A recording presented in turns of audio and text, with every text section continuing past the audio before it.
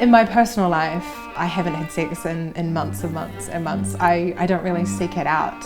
If I'm single, I don't, go on Tinder and want to just go around to someone's house one night. I don't have any interest in that. I don't get anything out of it.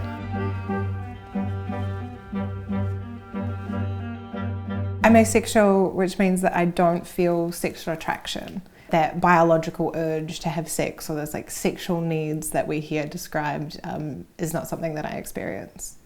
I definitely crave connection and intimacy, but the actual act itself, I could definitely live without it. I started doing sex work when I was 20, and it probably wasn't until I was about 25 that I realised asexuality existed. It was really empowering and validating and very freeing to realise that there wasn't something wrong with me, it was just that my sexuality is different. Yeah.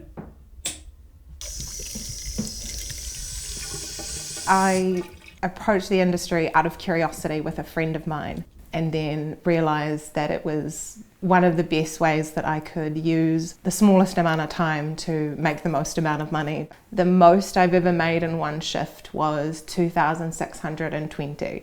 There's a lot of security in being able to work for a weekend and then not have to work for a month, or working every weekend and actually accumulating wealth. You have a lot of control over your hours, your services, your clients, everything. It's definitely the most empowering job that I've ever done. It really feels like the same as any other job where I'm thinking about whatever is going on in my life. I might be just sort of lying there thinking about what I'm going to have for dinner, or what I need to do tomorrow, or how much is this working my core. I could keep that distance between myself and the client. I probably consider sex with partners or sex in my personal life to be more of a performance than I do when I'm at work. When I'm at work, I actually care less about what the client thinks of me. It's a transactional thing, but when I care about what someone thinks about me, that's when I can get insecure, and that's when I feel like I have to put something on. I've had a partner in the past who had a quite high sex drive, and so he used to actually go and see sex workers. For me, it was a bit of a pressure off in knowing that he was happy and was getting his needs met, but without having to end our relationship just because we were sexually incompatible.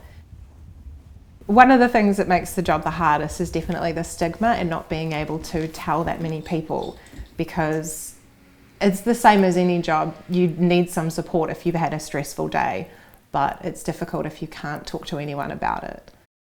I started dating a guy who said, if we're going to date, I want you to stop doing that. And I actually laughed in his face, because why would I give up independence and financial security for a guy I just met? This is a part of my identity, and it's been something I've been doing for years and something that I want to keep doing for years because it gives me so much. A lot of people would consider it a last resort, but for me it's an opportunity.